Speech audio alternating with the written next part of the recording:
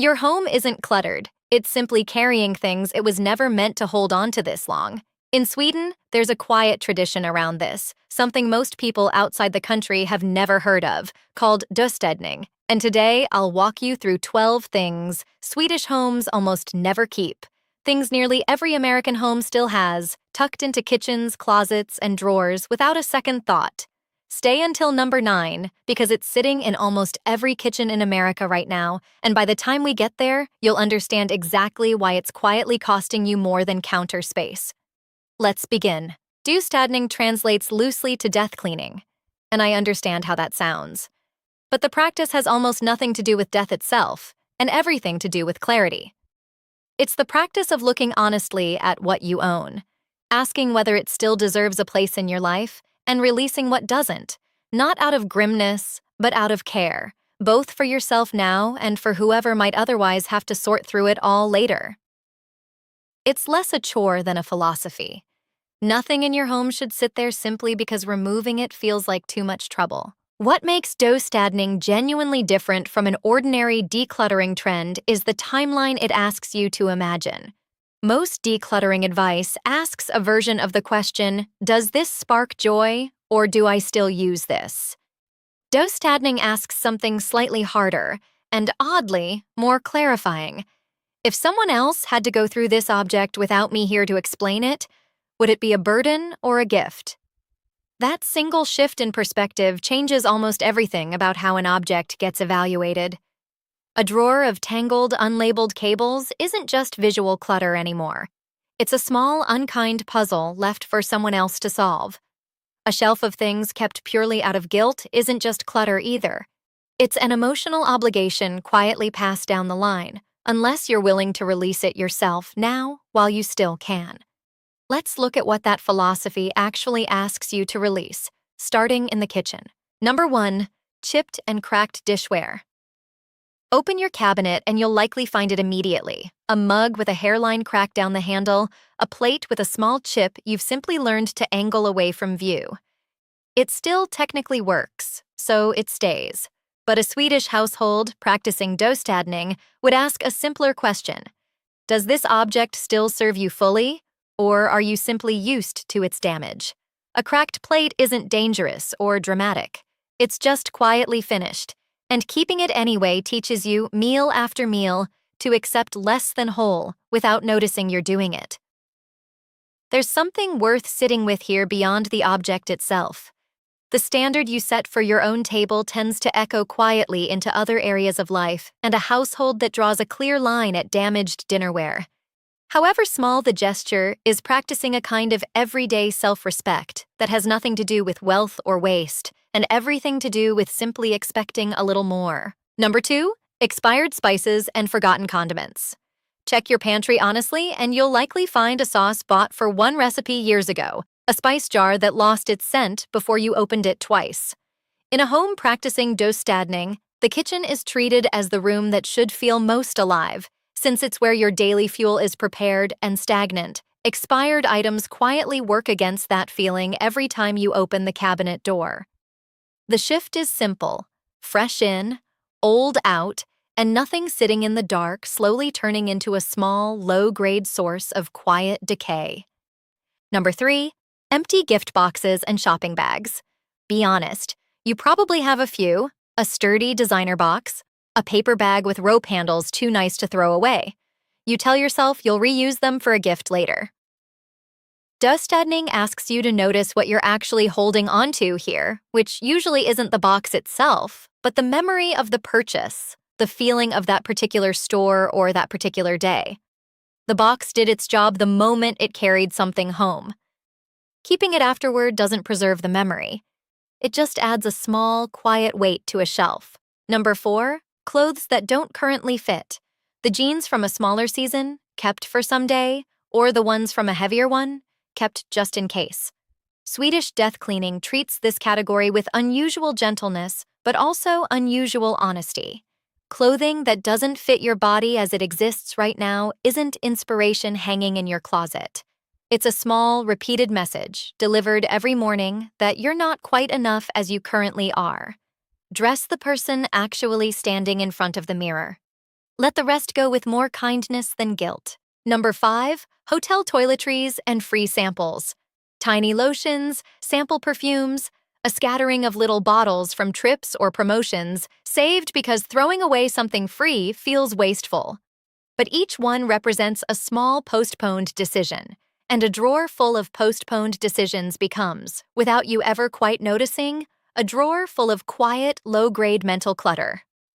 Use them now or release them now. Either answer is fine. What isn't fine is a drawer slowly filling with decisions you keep deferring indefinitely. Number 6, half-dead houseplants.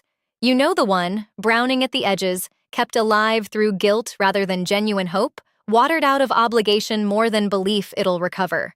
A living plant is meant to bring a sense of vitality into a room. A visibly dying one does something closer to the opposite. A small, ongoing reminder of neglect sitting in the corner of your eye all day. Revive it properly with real attention, or release it with actual thanks.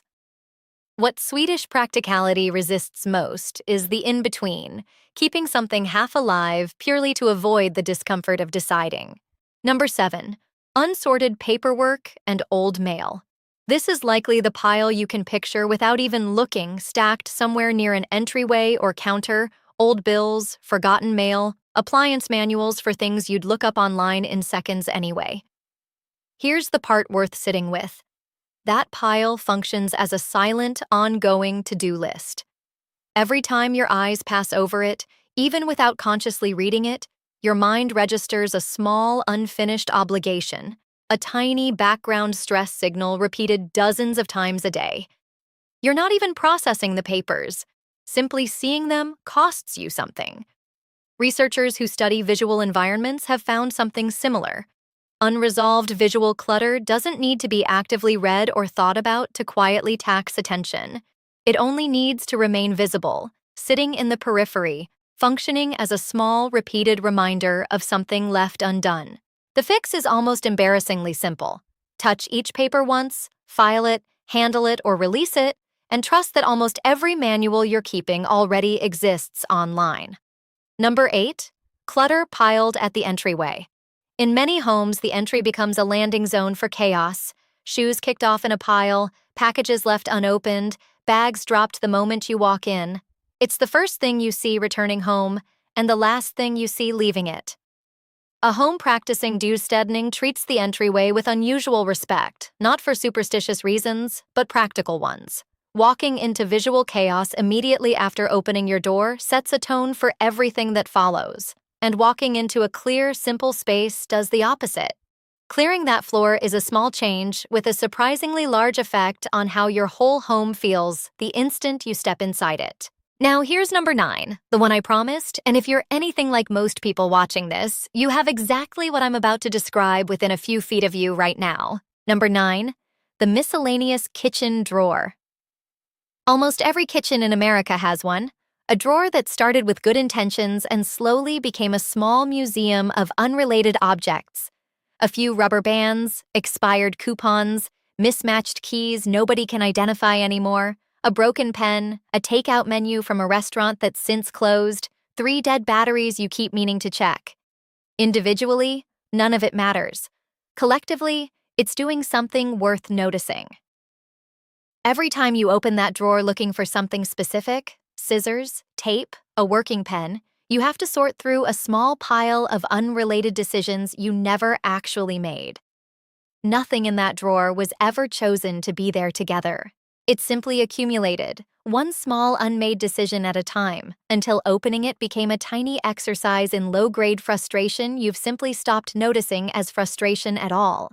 A home practicing Döstädning treats even small drawers with the same honesty as larger spaces.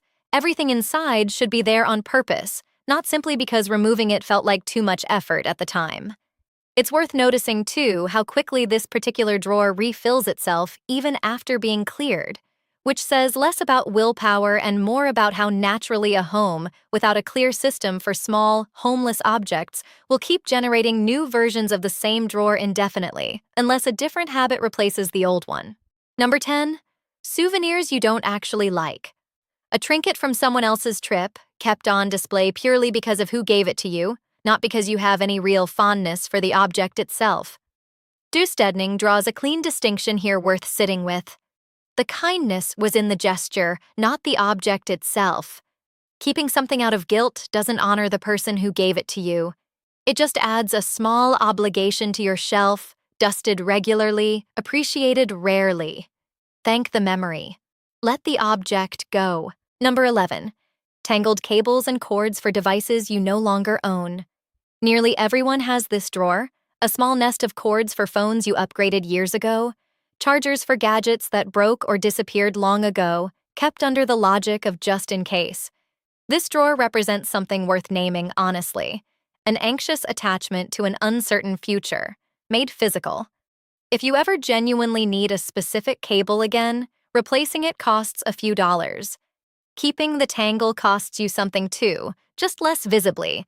A small, recurring moment of visual clutter and unresolved decision every time you open that drawer. Number 12. And this is the one that tends to land differently than the rest. Reminders of a relationship that's already ended.